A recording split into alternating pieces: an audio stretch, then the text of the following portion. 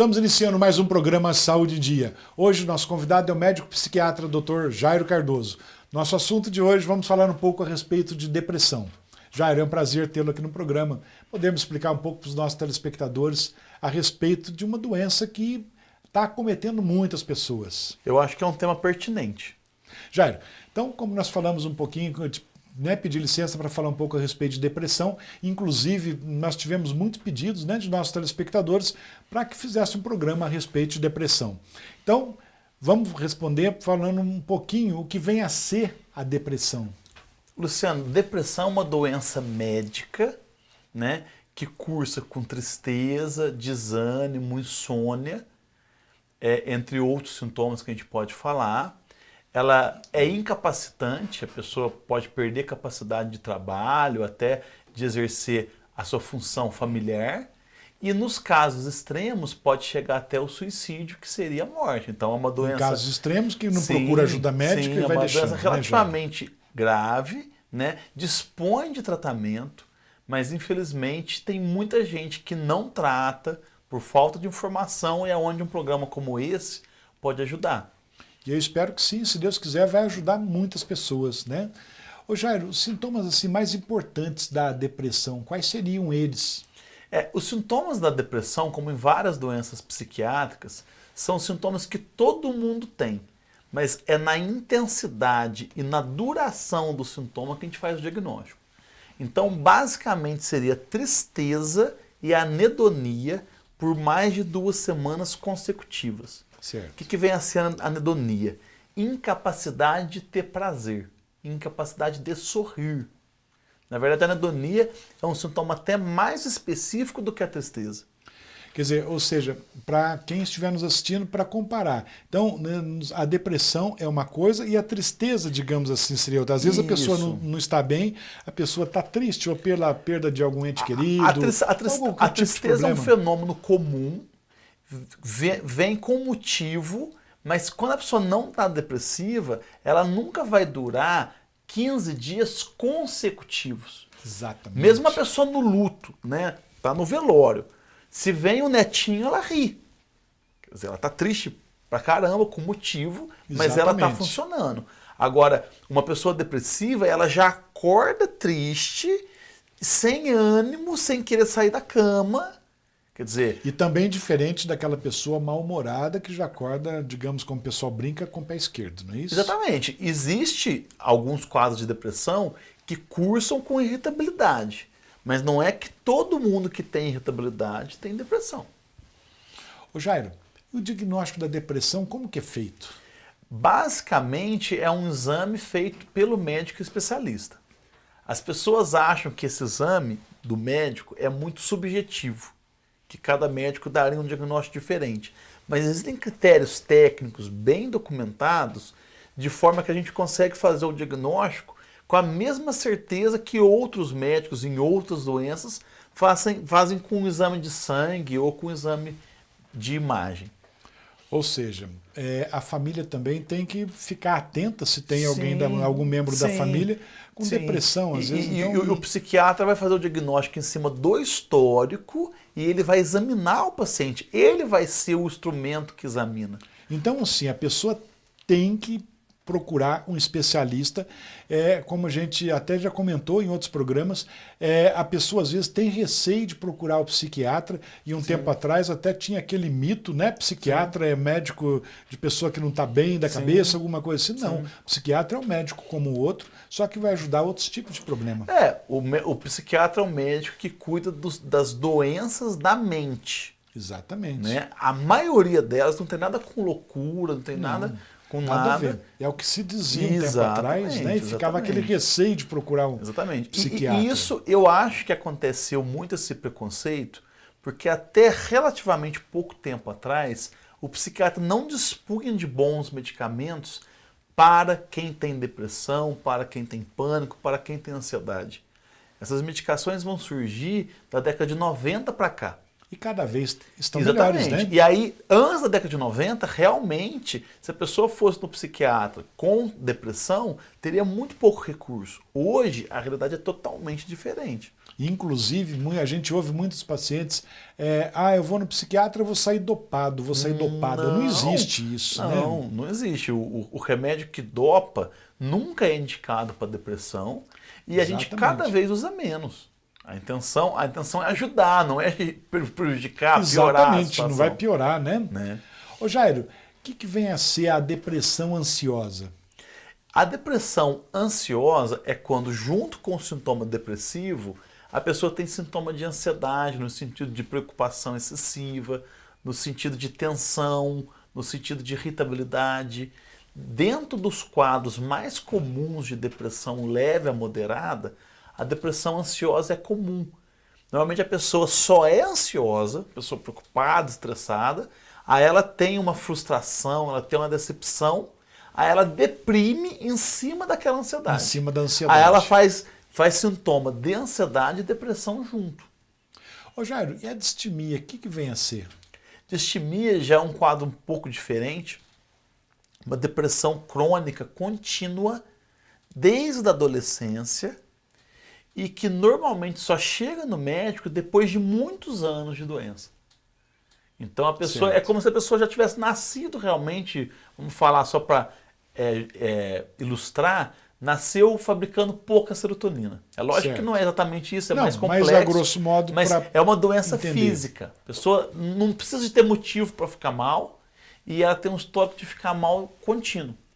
Então, consegue trabalhar, consegue estudar, mas sorri pouco, é muito fechado, é mais irritadiço, é mais preocupado, sonha menos. Às vezes a pessoa até fica subutilizada no trabalho porque ela não sonha com uma melhora de carreira.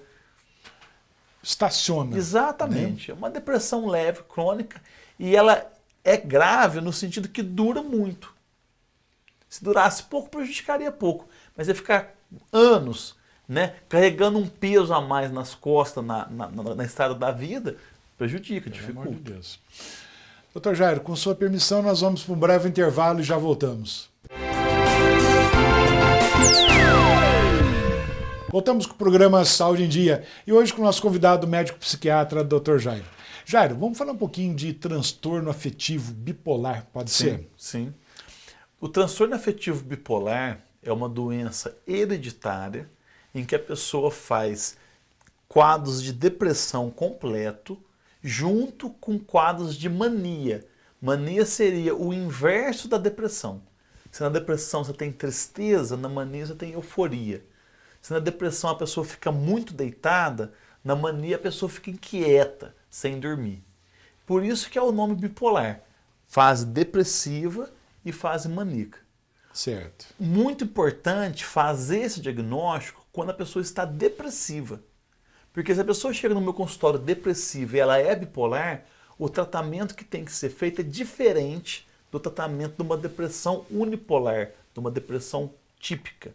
Então, olha a importância de procurar um especialista para fazer o diagnóstico e o tratamento. Porque se você pegar uma pessoa com depressão, mas ela é bipolar, e fizer o tratamento padrão, ela vai sair da depressão e vai entrar na euforia.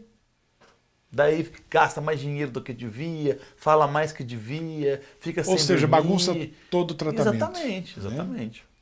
Ô Jairo, hoje, qual seria a frequência da depressão na população?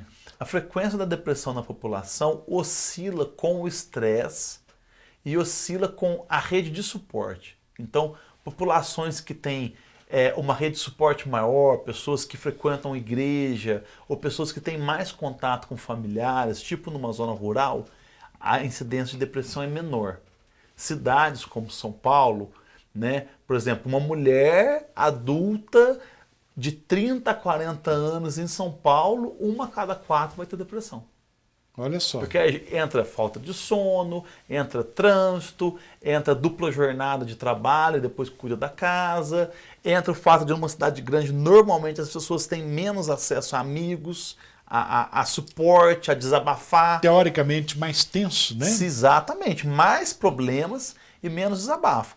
A depressão, na maior parte das vezes, ela é uma doença que vem quando você sobrecarrega a tua mente em termos de tensão mais do que ela dá conta de processar. Então, se você sobrecarrega pouco, mesmo que você tiver a tendência de depressão, a chance de gerar a doença é baixa. Certo. Agora, se você sobrecarrega muito, não tem hobby, não faz ginástica, não tem válvula de escape, é muito mais prevalente. Tem que acontecer alguma coisa, muito mais prevalente. Como a gente brinca, ninguém é de ferro. Sim, não é verdade? mais prevalente. É mais prevalente também em algumas doenças físicas. Então, pessoas que têm tireoide baixa, mais chance de depressão. Pessoas com anemia, mais chance de depressão. Pessoas com reumatismo, doença inflamatória, mais chance também. Ou seja, depressão realmente é uma doença e muitas às vezes acham que a pessoa que não está bem, que a pessoa está fingindo, que a pessoa está simulando um quadro, né? E é isso que acontece muitas vezes. O leigo percebe alguém depressivo, mas parte do pressuposto que não é doença.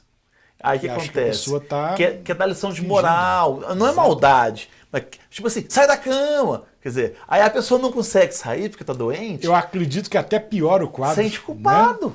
Exatamente. Você dobra a angústia da pessoa. Ô Jairo, muitas pessoas também perguntam, né, como eu já ouvi, se a depressão é hereditária. Ela é parcialmente hereditária. Você herda a tendência a ter depressão. Então tem famílias em que a depressão é mais comum. Mas ter ou não ter vai depender não só da tendência, mas da forma que a tua vida acontece. Né? A pessoa que sofre um trauma no início da vida, principalmente vida adulta, mais chance de ter depressão. Certo.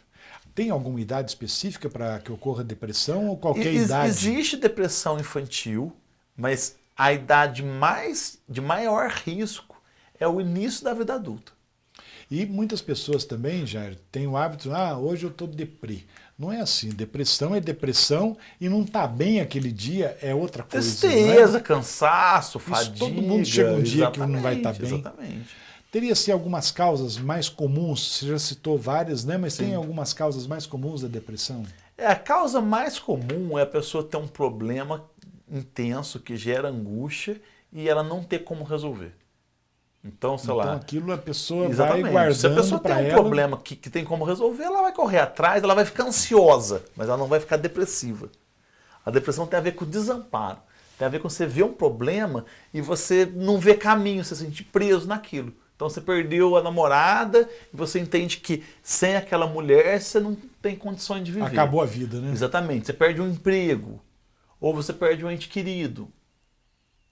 Agora, por exemplo, se você perde a namorada, mas você acha que tem chance de recuperar o namoro, você fica ansioso, fica pensando, já fica muda um pouquinho, tenso, né? mas não fica já depressivo. Vem a expectativa, né? Exatamente. Agora, depois que você ficou ansioso, você leva o último balde de água fria, se você não tiver um suporte, não tiver uma estrutura, vai ficar depressivo. Lógico que é uma pessoa que tem bastante amigos, que tem bastante funções sociais, quer dizer, se eu perco a namorada, eu tenho trabalho, eu tenho o meu grupo de futebol, etc. E que ajuda muito, exatamente. Né, aí eu vou ficar triste, mas eu não vou adoecer. Exatamente. Agora, se eu vivi você só tá aquele relacionamento, eu perco o relacionamento, não sobra nada, ou mesmo que sobra, eu sinto que não sobra nada, mais chance de eu ficar mal. Ô Jairo, a depressão tem alguma coisa a ver com classe social? Tem alguma relação? Não tem mais a ver com estresse. É lógico que algumas classes sociais sofrem mais estresse que as outras, mas ela vai aparecer em todas as classes.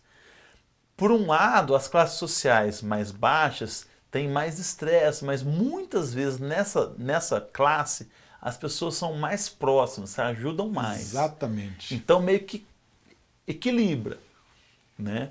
Agora na classe média, que aí você não tem todo o conforto, né, de uma classe mais favorecida.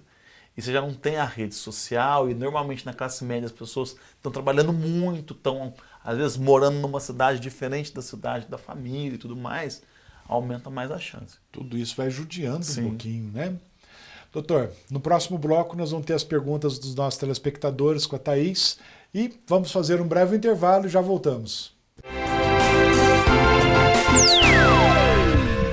Voltamos com o programa Saúde em Dia. E neste bloco, com a presença da Thaís, com as perguntas de nossos telespectadores. Thaís, como estão as perguntas? É isso mesmo, doutora. Eu já estou aqui recebendo a participação dos nossos telespectadores para esse assunto de hoje, que é um assunto muito discutido, né, nos dias atuais. E aguardando também a participação que quem ainda quiser enviar os e-mails aqui para nós é drluciano@programasaudeendia.com.br. Aguardo a participação de vocês e lembrando que o sigilo de quem nos envia as perguntas, ele é mantido. Então, não precisem ficar, né, Thaís? Isso mesmo, com receio. A gente quer a participação de vocês.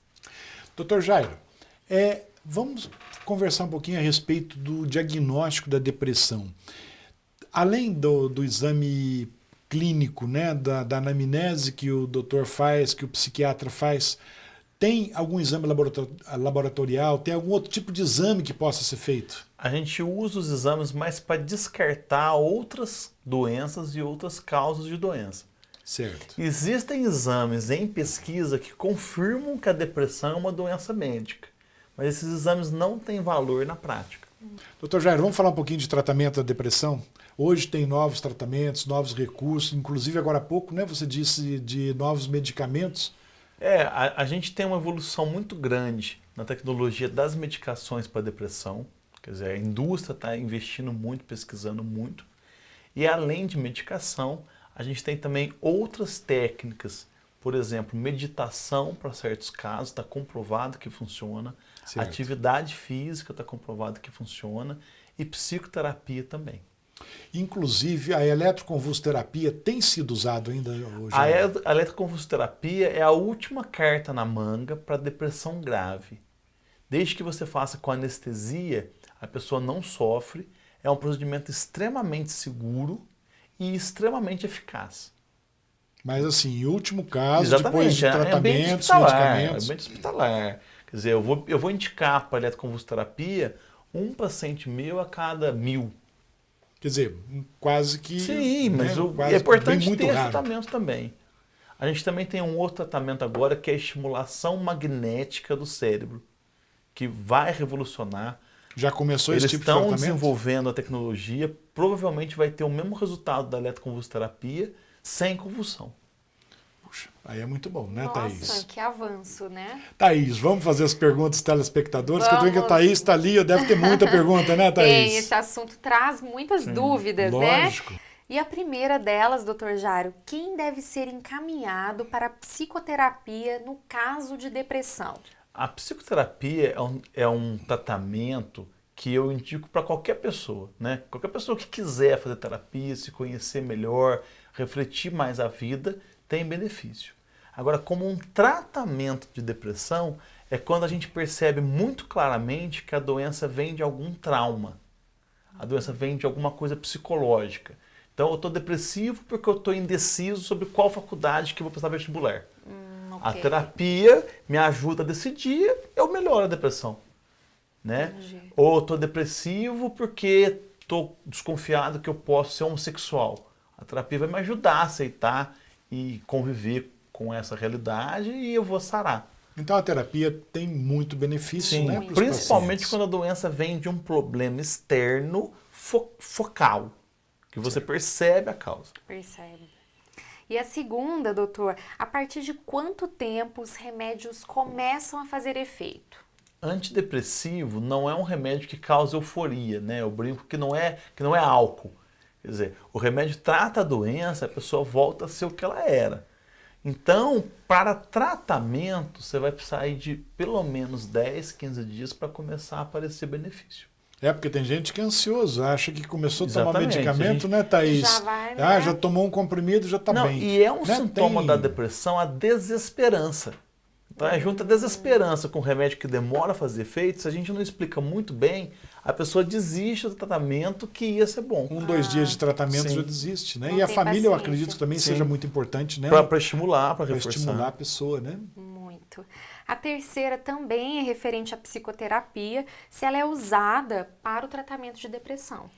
Ela é usada, algumas vezes sozinha, algumas vezes associada à medicação.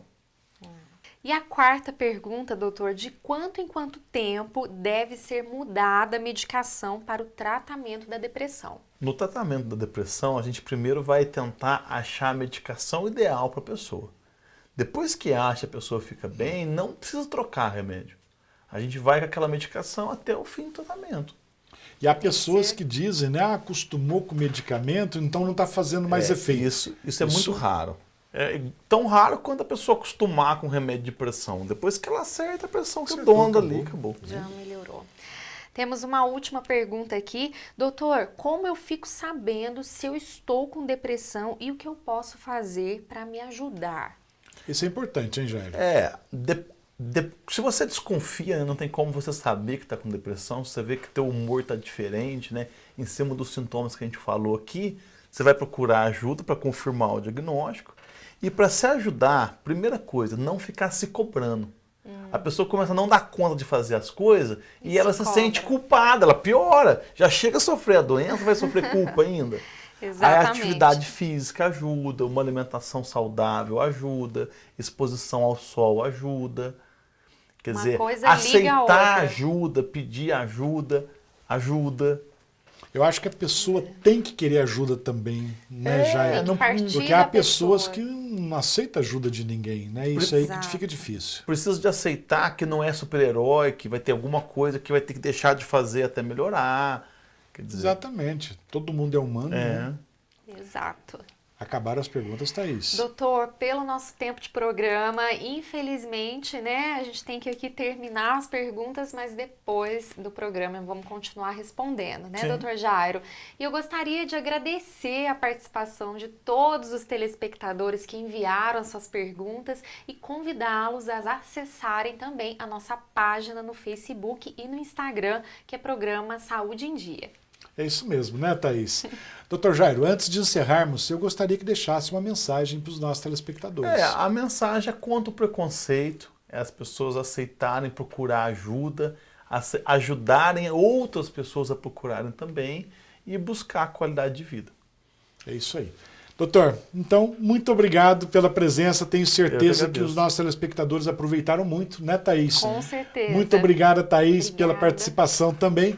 Chegamos, então, ao final de mais um programa Saúde em Dia. Fiquem com Deus e até a próxima semana.